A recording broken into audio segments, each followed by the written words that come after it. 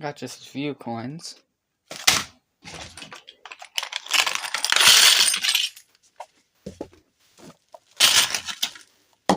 Let's get right into it. Okay, so guys, this is again some coins from my collection, and I'm actually planning to get rid of these. Need to lighten the load a bit. So anyway, I'll get this set up. I'll start off with these pages and go through them really quick. Okay, starting off, we have a 1935 San Francisco. Next up, we got a gold tone 1969 Denver. We also got a 1951 Pakistan half rupee. We got a 1938 Jefferson nickel. We got a 1929 Denver Buffalo nickel. And we got a 1949 Canadian nickel. Next up, we got a 1937 Canadian penny. E2009 Denver nickel. A 1920 Denver Buffalo nickel. A 1938 Canadian penny. A 1937, I think, Philadelphia. And a 1860 pointed bust coin. Or Indian head. We'll have it focus. Okay. Next up, we got a clean 1913 San Francisco. We got a 1957 Denver. We got a 1933 Canadian penny. We got a 1952 Canadian penny. We have a 1884 Canadian penny. And we have a 1925 San Francisco. And next up,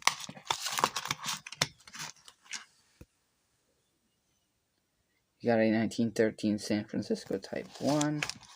We got a really nice 1935.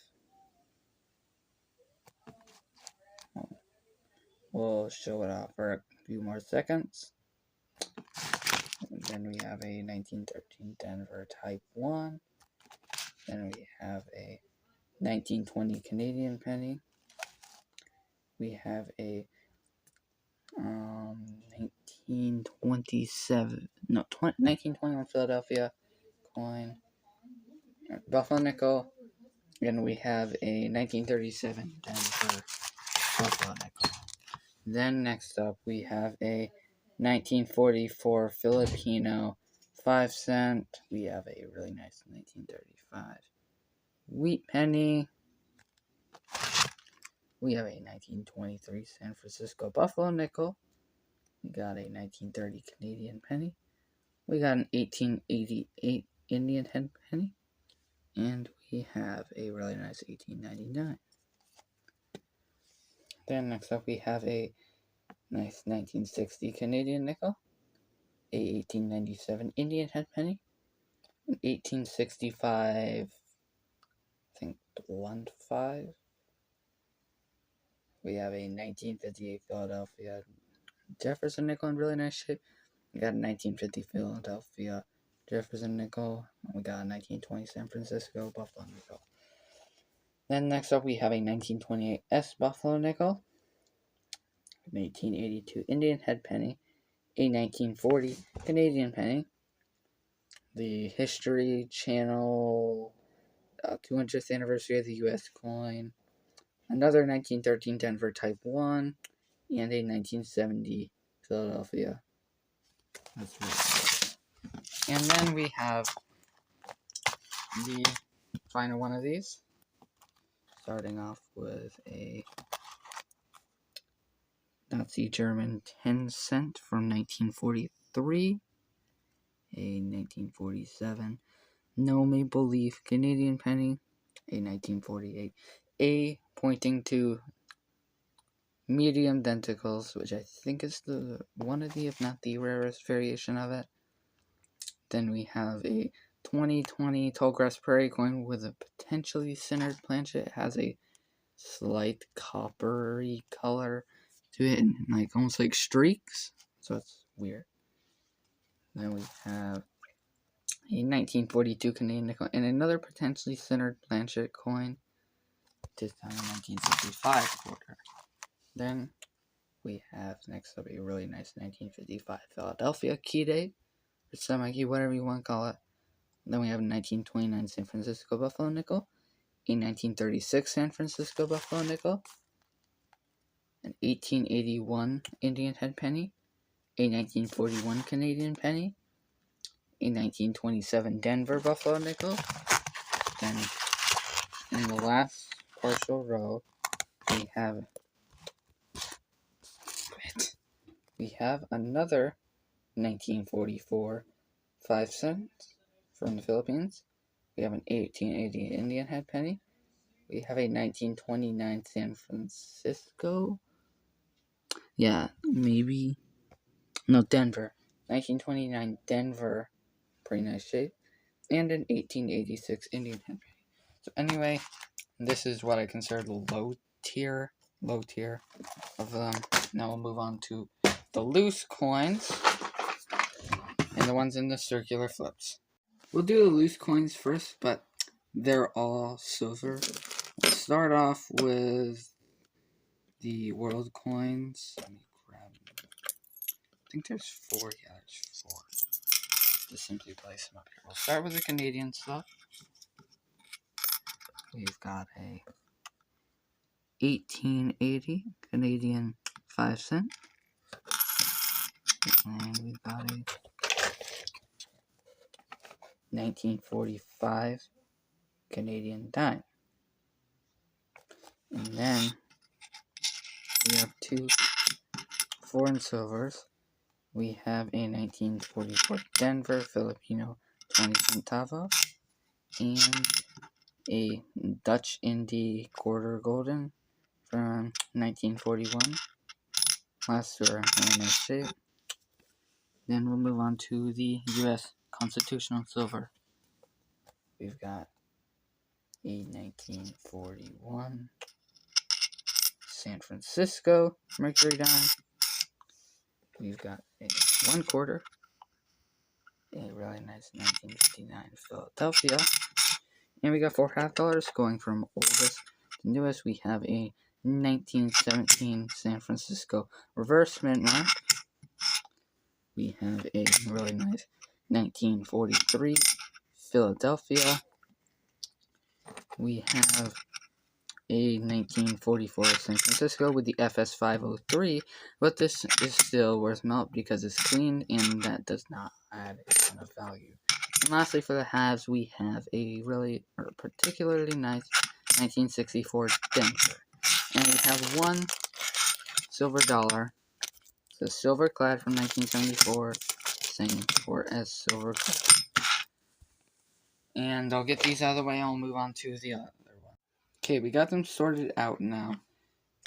We'll buy foreign coins and American and Canadian coins. So for this, really nice Ike dollar. Then we'll move on to these. 1883 Indian head penny. Then we have an 1820 clean large cent, hence why it looks like that. We have an 1894 Indian head penny. And we have a really nice 1909, potentially low in mint state. That's why I estimated it at. Next up, we've got the Canadians. This is an 1876. You can't see it, but it's honestly an overall relatively nice condition. Next up, we have ourselves a 1917 Canadian large cent. We have a 1910 Canadian large cent. We have a 1913 Canadian large cent and 1892, I think. Next up, we got world coins. We'll start off with this. A 1947 French Indochina 1 piastre from 1947. And then next up, we've got a clip planchet 1936 French 50 centimeters. We have a really nice 1971 USSR 10 Kopeck. We have a 1977 Zaire $5, I suppose. I don't know what that is though. Then we have a 2000 proof-like 100 drachma from Greek. It's from the year 2000. We have a 1977 Yugoslavian 10 diner that's in really nice shape. We have a 1982 Cayman Islands 25 cent coin. We have a 1970 Belbone quarter, and lastly a 1984 20 Kopeck from the USSR. Now these world coins mainly weren't about the value. They're just either cool, etc. Now we'll move on to the beast. Now everyone, we got the Mylars right here. Let me grab the first stack. Here we go. I'll go through these a bit slower. Here's a 1938 Mint State Jefferson nickel. Then we got a very nicely toned bicentennial proof quarter.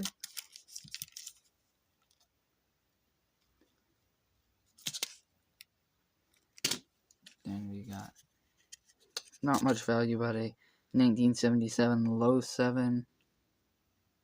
Quite cool. And then we have a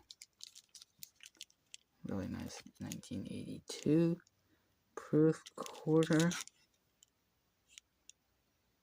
Got some nice toning on the right wing. We have a nice 1952 New Zealand 1 penny. Barely anywhere. Got some junk in there. Oh wow. Next up we have a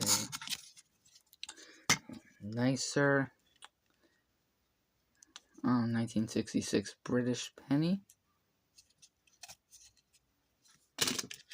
Next up we have a very nice, or not nice, but very rare coin. I'll just show you the obverse first. There we go. Massive lamination error. I'll show that up for a while.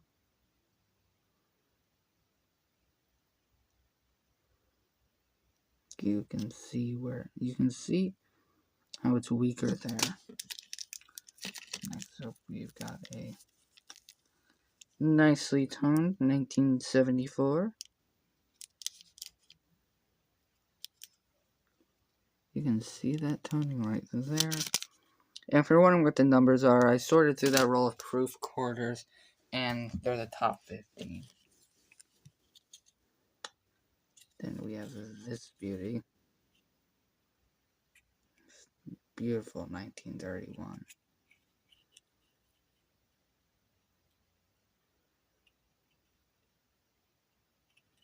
Simply amazing. Still got a bit of luster left on it.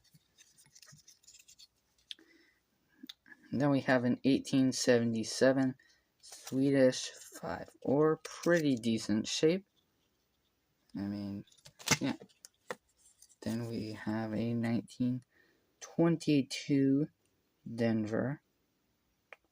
Right here, it's a weak obverse, but strong reverse. You can see amazing details in the left wheat stalk. Okay, another stack. Starting off here, we have a 1989 San Francisco proof coin. Very nice black background. Again, some slight toning on the right wing.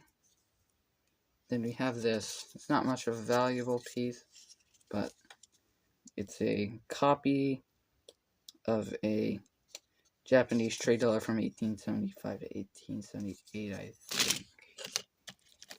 Then we have a nicely toned 1987 proof coin. And look at the deep cameo on it. Very nice coin.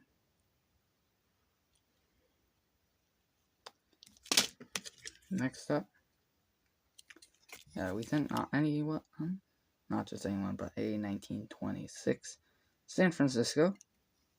Key date in the series, as you all know, and in really nice shape. Then we have a Proof Light Canadian from 1960.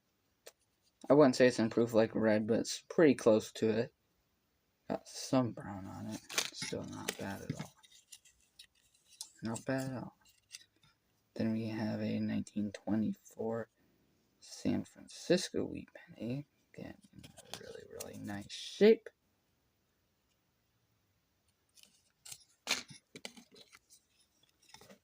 And last for this stack is this 1929 Canadian dime. That is, again, really nice. Still has a lot of luster. Another stack. There we go. First one on the stack. Incredibly toned 1969. Yeah, look at that.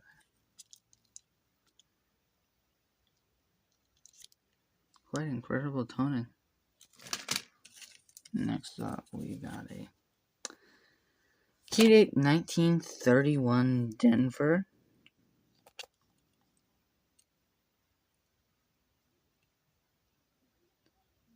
In really nice shape for a 31 Denver.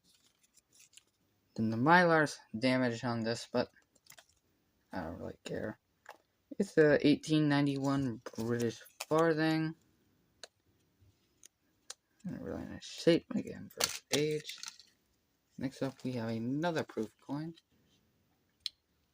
Really, really nice 1982. I don't see any blemishes on the background, on the obverse or the reverse, and that deep cameo texture just pops like crazy. And then we have a 1947 Maple Leaf, again in really nice shape. Not really much to talk about there. Then we have this. Now there's a small chance that this might be clean, but this is a wood grain 1919 wheat cent. Now it might be cleaned, most likely dipped. Still, it's in nice shape. I mean, if it is, it's nowhere near that price, but still be worth a couple bucks. I mean, hey, a couple bucks is a couple bucks. Then we have this really nice 1893 Indian head penny. Amazing coin. And look at the denticles.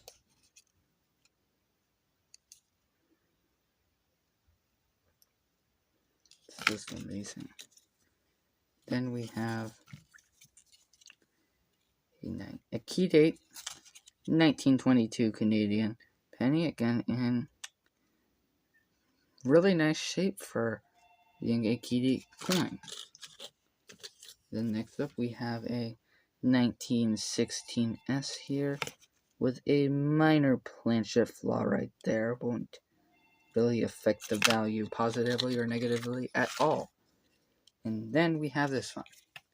I got this one today. I got a few new coins at my local antique mall today.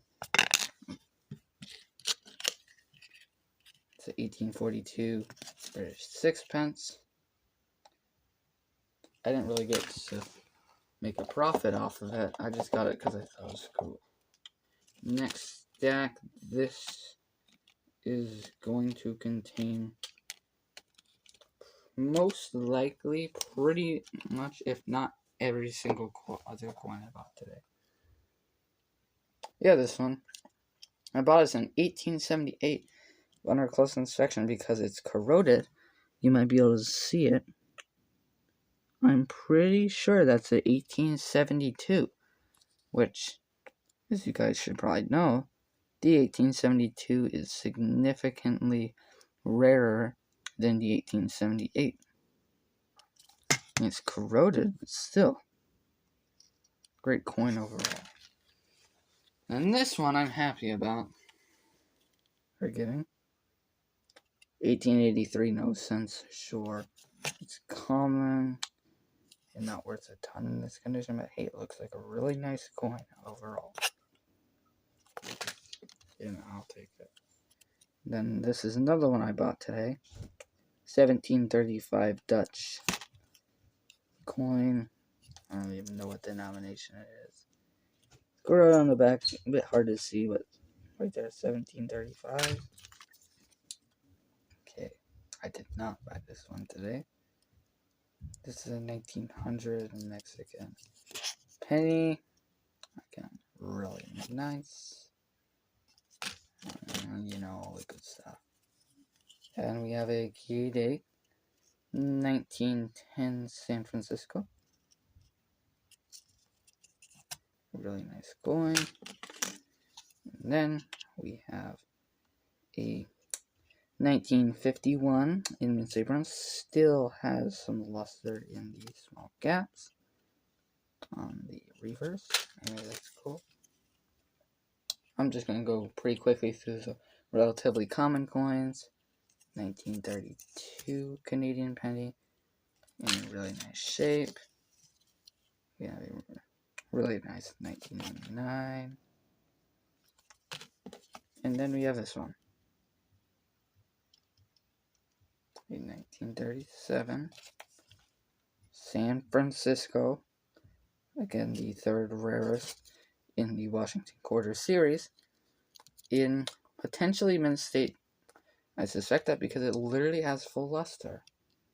I mean, it pops like crazy. Sure, it's got some scratches up there and stuff. Honestly, I don't care. It's a really, really nice coin. Next stack. Starting to get a bit hard to grab. Look, we only have that left.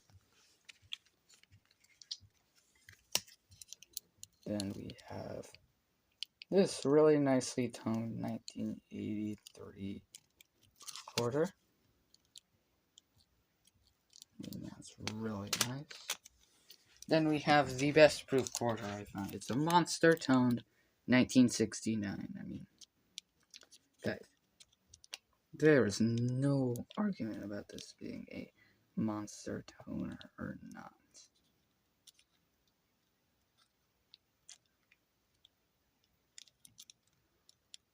The camera does not do it justice.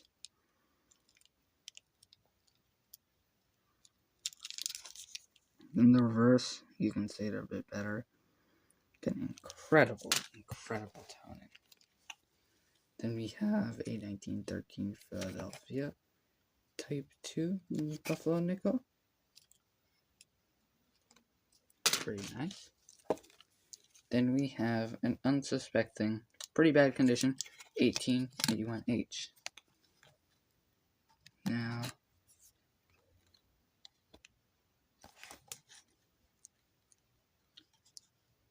let's look at the end.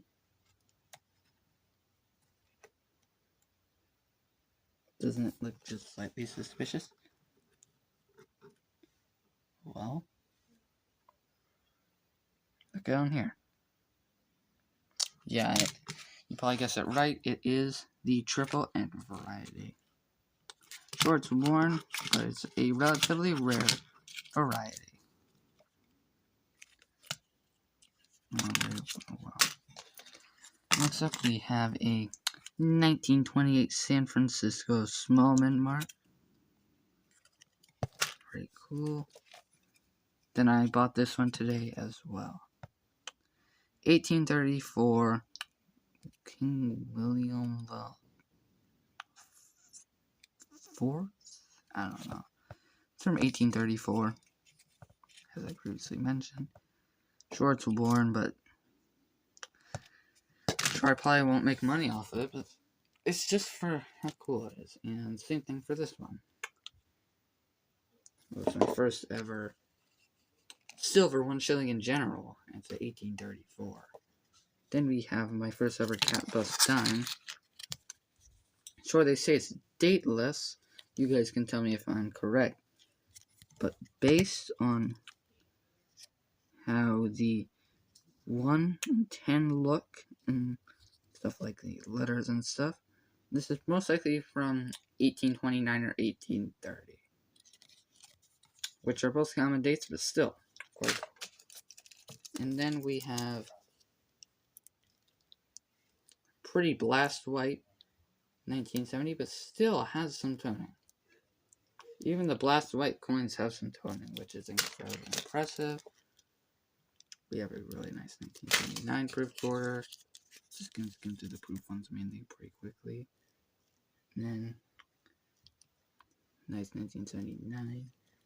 I only checked one of them to see if it was the filled one or the non-filled one. Type 2. Type 1 or Type 2, whatever. Then we have a really nice 1924 wheat penny. Not worth a ton, but still just one design. And then we found out stuff right here. Kind of fell apart. But oh well. Next up we have really nice 1870, not 19, 1870 Luxembourg 2.5 centimeters. Then we have a really nice 1987, and again, really nice tone. And then next up we have a 1913 Denver Type 1 Buffalo Nickel. I think this is the second best one, yeah. It's another 1969, again. Another potentially monster toner, mainly yellow, but really aggressive. Especially on the right side and on the top. And then on the back, it's got some as well, really golden on the back. And then we have the 2mm variety, 1895, again in amazing condition. Then we have the 1918 San Francisco wheat penny, really nice shape. Then we have a clipped 1928 wheat penny right up there. We have a 1909 in relatively nice shape. We have a 1940S Jefferson nickel with a clip planchet. And then we have this one. This one sounds like a Canadian penny. Let me see if you can hear it. Here's a regular wheat penny. This one. Hear that? And then it's quite a bit higher pitch. And the final one right here is a 1978. Now overall, I hope you guys liked checking out these coins, and as always, thanks for watching. I'll see you guys in the next video. Later.